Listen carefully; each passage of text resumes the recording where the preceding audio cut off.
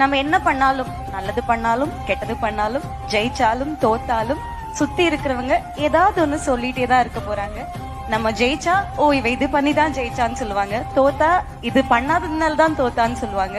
So nobody is gonna 100% appreciate you, or not 100% of people are gonna appreciate you. You have to get up, you have to keep running, because nobody else is gonna do that for you. Only your hard work, only your perseverance will take you places. Luck.